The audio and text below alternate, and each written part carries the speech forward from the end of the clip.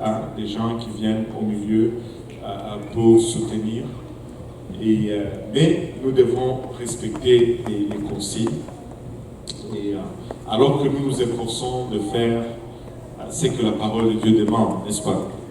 Et il est approprié, vous savez, je ne connais aucun parent qui ne désire pas que son enfant soit béni. Nous voulons que nos enfants réussissent, nous voulons que nos enfants soient bénis, nous voulons que nos enfants prospèrent et toutes ces choses. Mais si nous avons moindrement compris la parole de Dieu, moindrement compris le plan de Dieu, nous allons très vite réaliser que vraiment la réussite ou la bénédiction, c'est de connaître la volonté de Dieu et vivre cette volonté dans sa plénitude pour sa vie. Et c'est très approprié pour des parents que de désirer la bénédiction et la protection de Dieu sur leurs enfants.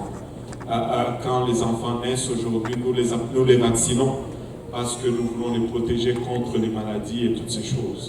Nous faisons tout pour les protéger, mais très souvent, quand nous voulons faire la même chose du point de vue spirituel, les gens questionnent cela. Spirituellement, nous voulons aussi que nos enfants soient protégés. Amen. Et cela n'est pas une tradition des hommes, c'est une tradition biblique.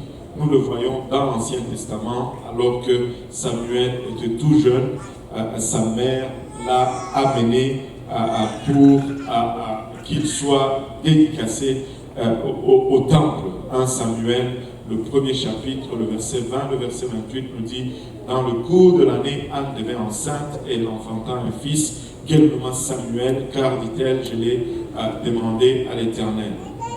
Et si nous sautons au verset 24, on nous dit: quand elle l'eut, c'est vrai, elle le fit monter avec elle et prit trois taureaux, un épha de farine et une outre de vin, et elle mena dans la maison de l'Éternel à Silo. L'enfant était encore tout jeune. Ils égorgèrent les taureaux et ils conduisirent l'enfant à Élie. Anne dit: mon Seigneur, pardon, aussi vrai que ton âme vit. Mon Seigneur, je suis cette femme qui me tenait ici près de toi pour prier l'Éternel. C'était pour cet enfant que je priais et l'Éternel a exaucé la prière que je lui ai adressée. Aussi, je veux le prêter à l'Éternel. Il sera toute sa vie prêté à l'Éternel. Et ils se prosternèrent là devant l'Éternel. Donc Samuel a été apporté au temple pour être présenté en dédicace au Seigneur. Et dans le Nouveau Testament, nous voyons nul autre que le Seigneur lui-même, lorsqu'il a pris un corps mortel comme nous. La Bible nous dit dans le livre de Luc, le 2e chapitre, le 21e verset, le 8e jour auquel l'enfant, c'est-à-dire le Seigneur Jésus, devait être circoncis étant arrivé, on lui donna le nom de Jésus, nom qu'avait indiqué l'ange avant qu'il fût conçu dans le sein de sa mère. Et quand le jour de leur purification fut accompli selon la loi de Moïse, Joseph et Marie le portèrent à Jérusalem pour le présenter au Seigneur. Aujourd'hui, ce n'est probablement pas Joseph et Marie, mais aujourd'hui, c'est Ange et Kelly qui apportent David pour qu'il soit présenté au Seigneur. Et laissez-moi vous dire, le Seigneur est intéressé dans David. Malgré son jeune âge, le Seigneur a déjà un plan pour lui. Il va être probablement un musicien. Il chante déjà. Il veut prêcher, il est vivace. Et le Seigneur a déjà un plan pour lui. Et aujourd'hui, c'est sûrement un jour de joie dans la maison de Saint, parce qu'ils apportent leurs premiers fruits au temple, comme Marie et Anne l'ont fait autrefois.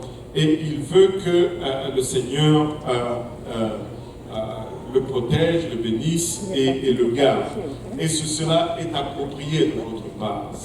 C'est approprié de votre part que vous ameniez cet enfant afin qu'il soit dédié au Seigneur. Et le but de ce que nous sommes en train de faire, cette partie du service, c'est de vous aider à apprécier vos responsabilités. Parce que vous avez des responsabilités vis-à-vis de l'enfant et vis-à-vis du Seigneur. Parce que les enfants sont un don de la part du Seigneur. Mais avec tout don, il y a des responsabilités qui viennent avec. Et Dieu va demander de rendre de compte par la suite pour le don qu'il a confié. Comme on l'a souligné un peu plus tôt, Dieu a un plan pour cet enfant. Amen. Dieu a un plan pour David, Emmanuel, Ezra. Il a le nom de David, il a le nom d'Emmanuel, il a le nom d'Ezra. Il n'a pas de choix, cet enfant, de servir Dieu. Et je pense que Gessan signifie quelque chose, Dieu, c'est ça? Non? Ok, on va chercher après. C'est pas ma lampe. J'ai visé, mais j'ai tapé à côté. Alléluia. Dieu a un plan pour David, Emmanuel et Ezra. Et de trouver ce plan pour lui et de le vivre pleinement, complètement, va signifier le succès. Mais de le refuser, de le rejeter ou de l'ignorer va conduire à l'échec, et cela peu importe les acclamations ou les réussites mondaines accomplies, peu importe l'accumulation de biens matériels, passer à côté de ce plan va signifier l'échec. Et c'est votre privilège, Kelly et Ange, et c'est votre responsabilité que de guider cet enfant, de sorte que quand il va grandir et qu'il va arriver à l'âge de la compréhension, qu'il fasse de la volonté de Dieu sa priorité dans la vie. Et ça, c'est votre responsabilité. Que la volonté de Dieu soit pour lui la plus grande ambition. Que la volonté de Dieu soit pour lui l'aspiration pour laquelle il va vivre. Amen. Vous engagez-vous à élever David dans le voile du Seigneur. Alléluia. Et c'est à cela que nous nous exhortons aujourd'hui. Vous savez, aujourd'hui, David, il est jeune. Il est en train encore de découvrir tout l'environnement autour de lui. Et il ne comprend rien. Il mange ce qu'on lui donne. Il porte ce qu'on lui fait vêtir. Il va là où on l'amène. Mais un jour viendra où il ne va plus vouloir manger ce qu'on lui donne. Et je comprendrai. Avez-vous déjà essayé de goûter les nourritures pour bébé? Ça goûte dégueulasse, ces affaires. Je ne sais pas comment ils font. Mais un jour, il va commencer à vouloir manger ce qu'il veut. On va lui donner un vêtement, il va dire, non, moi je n'aime pas porter ça, j'aime porter ceci. Mais alors que le sort de sa vie est entre vos mains, c'est le temps d'influencer son futur. Mais un jour, le sort de sa vie ne sera plus entre vos mains, mais sera entre ses propres mains. Et on va prier que, en ce temps-là, il va faire du Seigneur sa priorité. Amen. Donc, on est en train de chercher une façon de le faire sans violer la loi. Et c'est tout un exercice.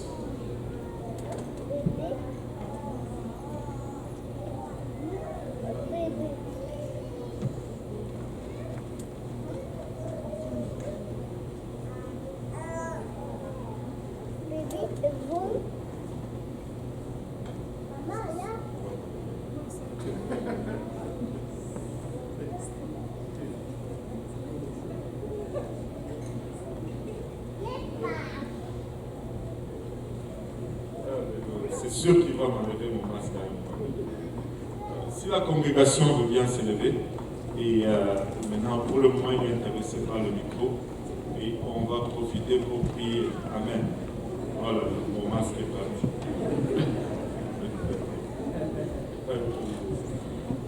Prions tous ensemble.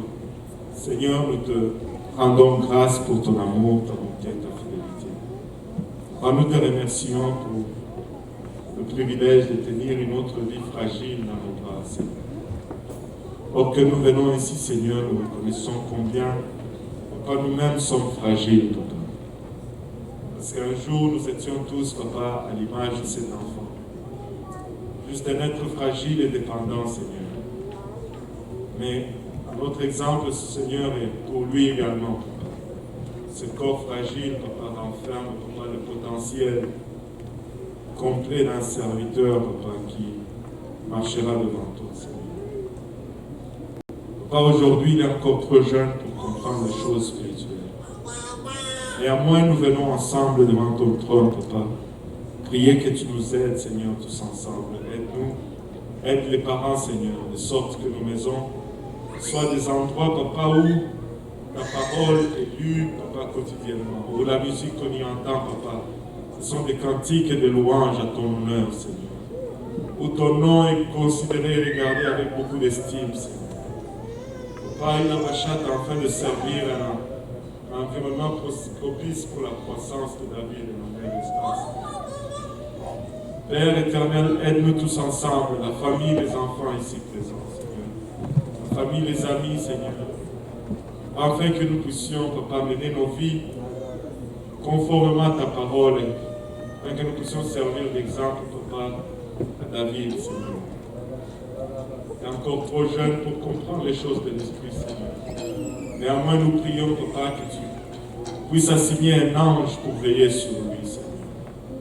Assigne un ange, Papa, pour protéger ses sorties et ses retours. Couvre-le de ton sang précieux, Seigneur Jésus. Et protège-le, Papa, de toute embûche, de tout accident, de toute maladie, Seigneur, de toute contamination. Papa, garde-le, Papa, il a Machat des méchants dans ce monde. Qu'il puisse grandir, Père, dans la crainte de ton nom et dans l'amour de ta parole. Lorsqu'il arrivera à l'âge de la compréhension, Père, nous prions, Papa, qu'il puisse entendre l'évangile. Y croire, y obéir, se repentir de ses péchés. Se faire baptiser en ton nom précieux, Papa. Recevoir le don du Saint-Esprit et vivre pour toi, Papa, il a Machat. Alléluia. Jusqu'à ce que tu vas revenir, Père. Jusqu'à ce que lui-même ira à ta rencontre, Père. D'ici là, Père, nous prions que tu les gardes, que tu les protèges, Père, et la Machat. Nous prions que tu nous bénisses tous ensemble, Papa, pour le restant de ce service et le restant de la journée. C'est avec action de grâce dans le cœur que nous te prions ici, dans le nom précieux de Jésus. Nous disons tous au nom de Jésus. Alléluia. Bâton nos mains pour toi.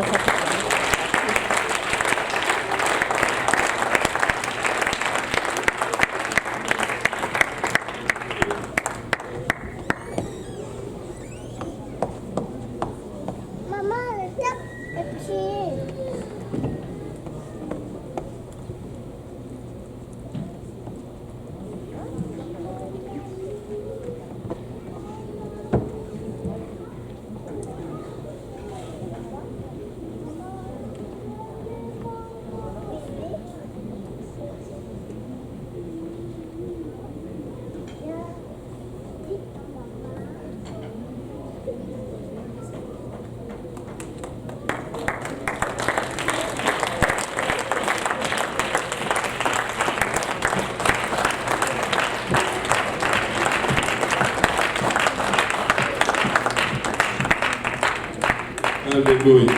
C'est un enfant sage. Amen. Et il ne m'a pas enlevé mon masque. Le Seigneur est bon, n'est-ce pas? Alléluia. S'il était bon pour quelqu'un cette semaine,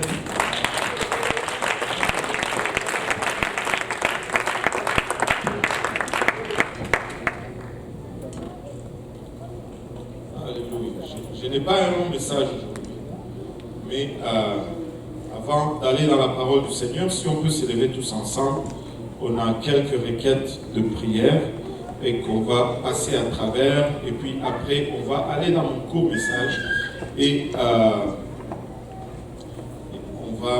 laisser le Seigneur nous édifier. Amen.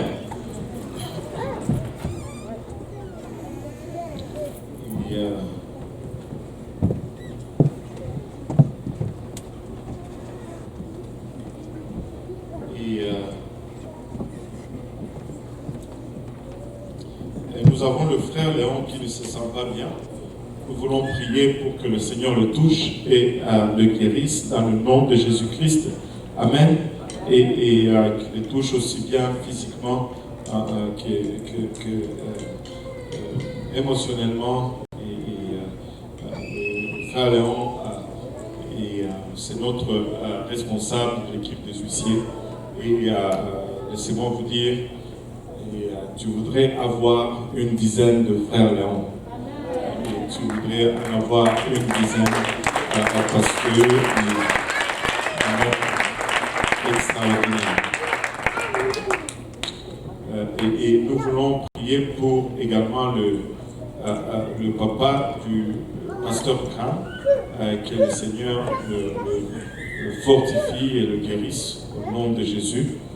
Nous voulons prier pour la sœur Solange, que le Seigneur la garde, la sœur Solange Kaba, qui est encore en voyage. Nous prions que le Seigneur la garde et la ramène sain et sauf. La sœur Guylaine, nous voulons que le Seigneur restaure ses yeux. Et la sœur Guylaine est en train de perdre sa vue. Et nous voulons prier pour que le Seigneur restaure ses yeux.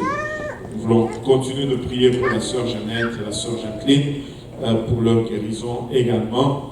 Et l'église de Saint-Michel, l'église de Pierrefonds pour la bâtisse. Et nous voulons prier également pour la Côte d'Ivoire qui est vraiment en train de connaître des moments de perturbation, des moments difficiles. Nous voulons prier que le Seigneur les